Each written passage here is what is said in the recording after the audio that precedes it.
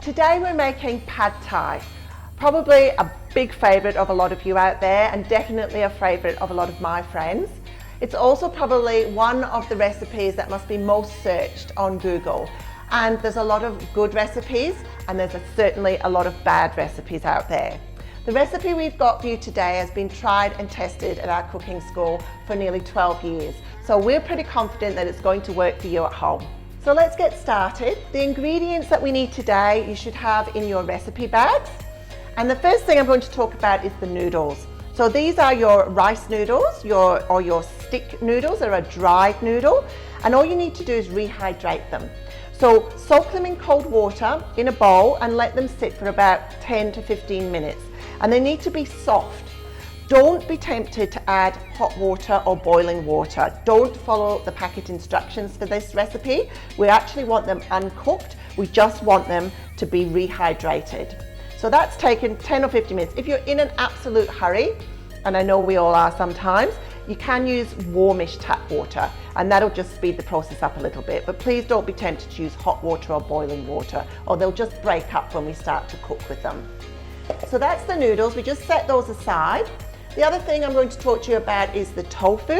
So we've given you some, this is a fried tofu, and we're going to add this into our recipe as well as our other protein. Now I'm using chicken, and I'm using a chicken thigh, and I've just diced this. This is enough for 4 people, and it's going to be bulked out with some bean sprouts. The tofu will be extra, and if you're vegetarian, of course, just add some extra vegetables or more of the bean shoots, more of the tofu. It really works well with the sauces, so you're not going to actually miss the chicken in this dish. You can also add prawns as well, of course, and I'll tell you how to cook those as we get into the wok.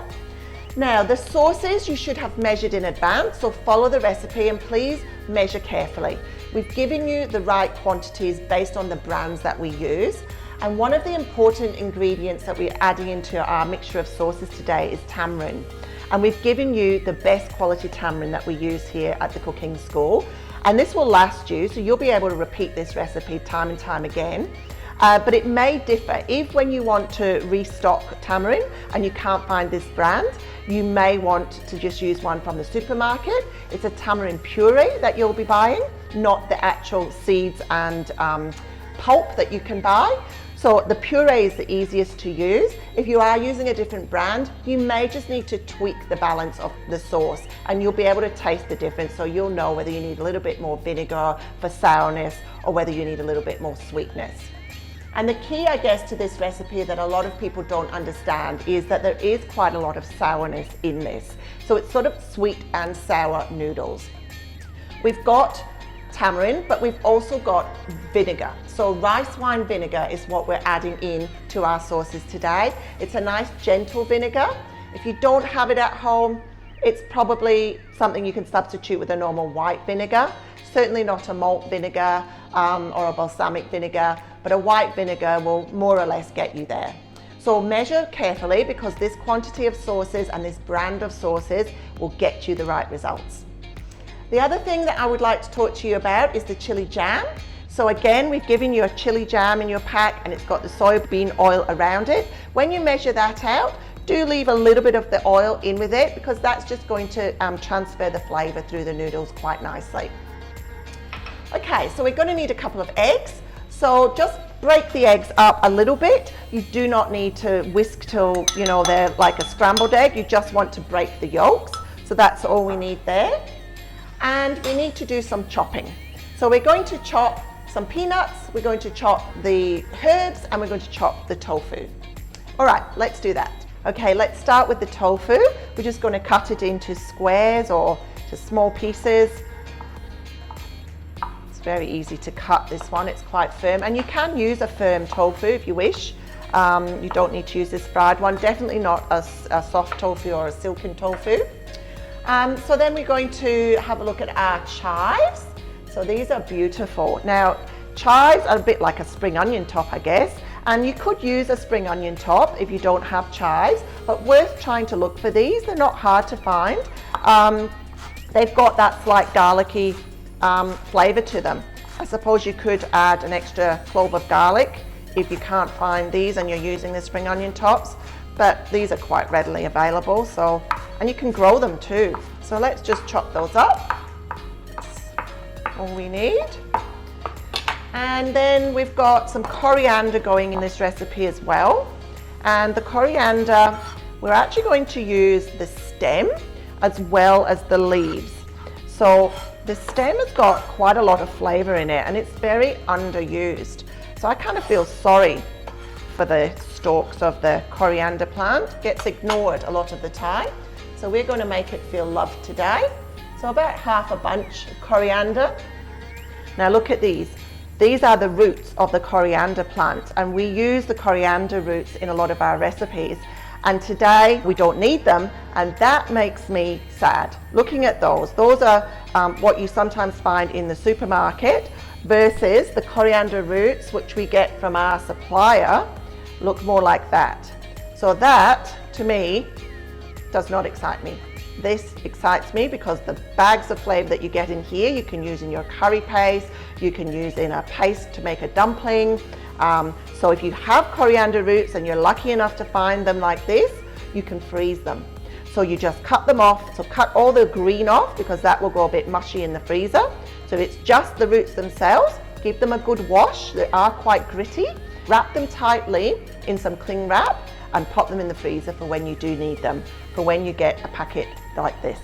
We don't need these, so I'm going to pop those over to one side, and I want these stalks. So I'm going to leave the leaves till a bit later, and I'm just going to cut these stalks really quite finely because they're going to go in when I start to cook. Okay, so let's just pop those in a bowl. And we need a little bit of garlic, so just crush and chop a couple of cloves of garlic. The easiest way to chop garlic is to have the flat of your knife, give it the heel of your hand, a couple of big bashes, and that releases the skin, and that's a lot easier than fiddling about. And then flatten with a couple more bashes, and then it's easier to keep it flat on your board as you chop through.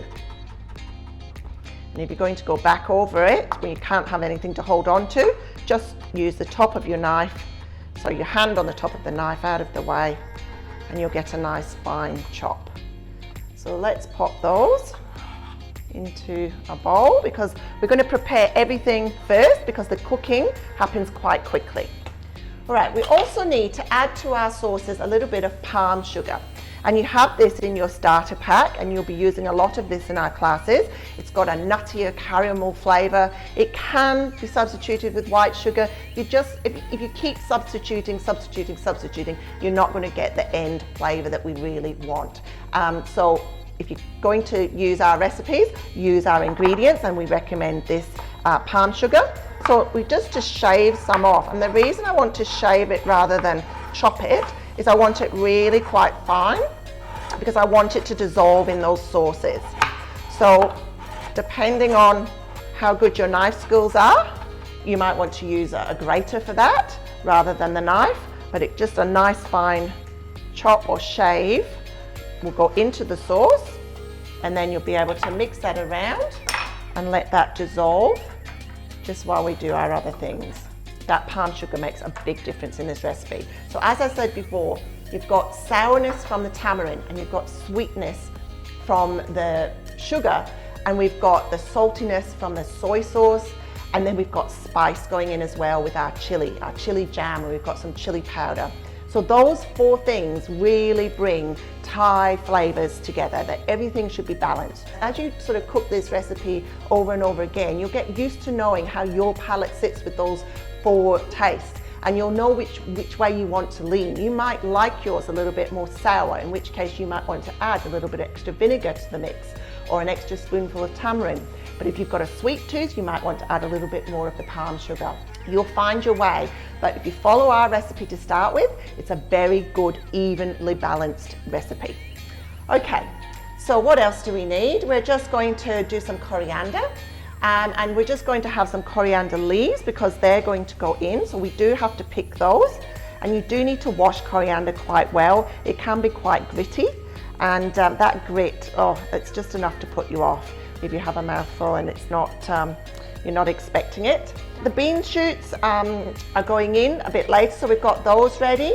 And that's about it. We don't have too many ingredients to worry about. This is a super quick recipe once you have all your pantry sorted out. And the last thing we need are just some peanuts. Obviously, if you've got a peanut allergy, you're not going there, but some chopped peanuts is a very traditional ingredient in this pad thai recipe. So just give them a rough chop. And then we are ready to start cooking. How easy was that? Okay, let's get some heat under the wok. And it's a really important thing if you're using a wok to let it heat up first. You want that heat in the pan before you add the oil. Now, if you don't have a wok, you can do this in a frying pan. That's not a problem. You just need something that's quite large because you want to be able to get under the noodles and toss things around without sort of mushing them or having them too close in a small pan. So as soon as that starts to get a little bit of smoke on it, as you can see there, we're at that point, we're going to add in our oil. Now I'm using a peanut oil, but you can use a vegetable oil, absolutely fine. Don't use olive oil, never use olive oil for Thai cooking. In with the garlic. Now things are going to move quite quickly, so keep everything close by. And as soon as that starts to get a bit of colour on it, we're going to add in our coriander. So that's our coriander stems. Now that is going to give you bags of flavour. It's not something that's in every recipe, but it's definitely in ours. And then we're going to add in our chicken. Or if you are using prawns, you add them in now, and we're going to take all of this out again. So you need to sort of cook the protein before we start with the noodles. So whatever protein you're cooking, just adjust that cooking time. So prawns obviously take much less time than chicken.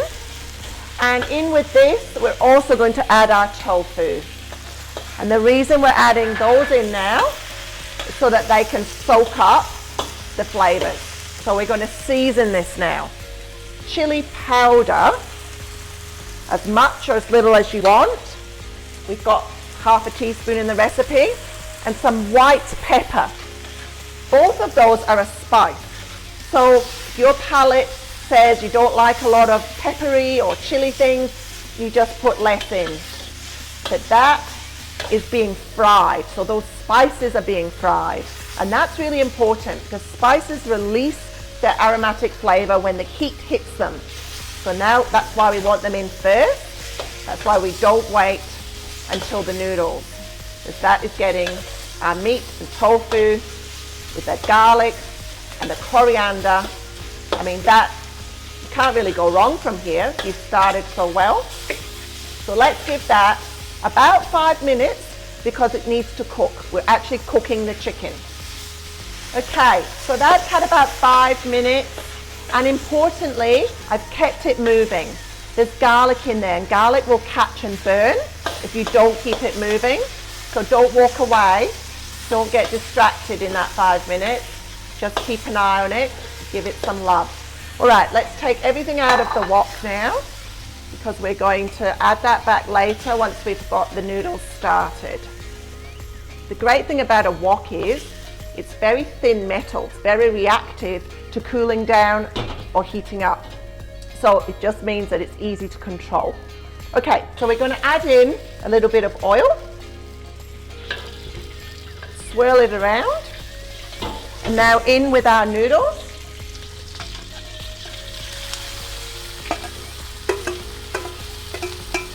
Make sure your noodles are well drained.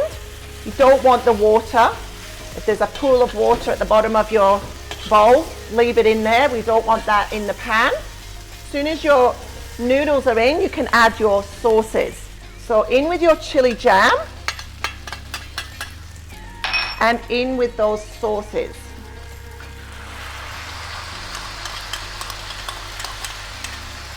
Now that's a little bit of the palm sugar that was sitting at the bottom there. That will dissolve because we made it nice and thin and small. So now we just want to coat those noodles. Now, the way to move noodles around is to get under them and flick them over. don't want to see chop, chop, chop, because you'll end up with very small noodles at the end. Use the edge of the spatula so that it sort of finds its way through the noodles to stir in that sauce. Just make sure that that chili jam has been spread through. Now what's happening is the sugar in the chili jam, the sugar in the sauces, with that heat is starting to caramelize. You're actually cooking those sauces, and that's what's going to give it a really nice caramelly sweet flavor, which is balanced by the tamarind and the vinegar, the sourness. Okay, so now we're going to add our eggs. So those noodles, they're quite soft now, but they're not sticky because you've got all that sauce in there. So push your noodles to one side, pour in your eggs, and we want those eggs just to set ever so slightly before we mix them through. Just give them a minute just to get a little bit of heat under them, so they get a little bit of texture. And then you can mix them through. Now you can see some of those noodles are catching and getting a lovely little golden crust on them. Now, once your egg is in, you're almost there. You don't want to overcook them, they'll turn to mush. So now in with your bean sprouts, in with your chives, in with your peanuts. And we're nearly there. And don't worry that your pan is getting full, you just need to be patient and turn it over. Don't panic and start chopping at them. Just lifting them and turning, and that heat from the noodles will cook those bean sprouts in no time at all. You just want them wilted, you don't want them soggy. That's looking great. You will not need takeaway pad thai ever again. Now back in with our chicken and tofu and all the juices that would have come out while it's been resting. That's all good flavour. It's actually getting heavy now. No wonder chefs have good muscles. Okay, now that's everything in. Just let that chicken reheat. Should already have been cooked. And now would be the time to check the seasoning. So try a couple of noodles, test if they're to your liking. If you need to add a little bit more soy sauce or a little bit more sugar, you can at this stage. So I'm happy with that. So let's plate up. Okay, let's plate this up. Now I was talking about a bad recipe for pad thai. On Google search, if you see a recipe that has tomato ketchup in it, scroll on. If you see a recipe that says add your pad thai sauce kit, scroll on. You can make this. This is not hard. Let's garnish it. All right, little bit of chili flakes for the chili lovers, or you can use fresh chili, that's fine. This is quite authentic. Let's have some of those chopped chives, which you have remembered to keep back. And keep up your little bean sprouts back. It's nice to have a freshness to the dish. Just a few. And some peanuts, so a few chopped peanuts. Lovely. Now traditionally it's served with lime wedges. So here's some limes from our garden. And maybe a little bit of coriander for the coriander lovers. There we are. Beautiful. Pad thai. I hope you enjoy.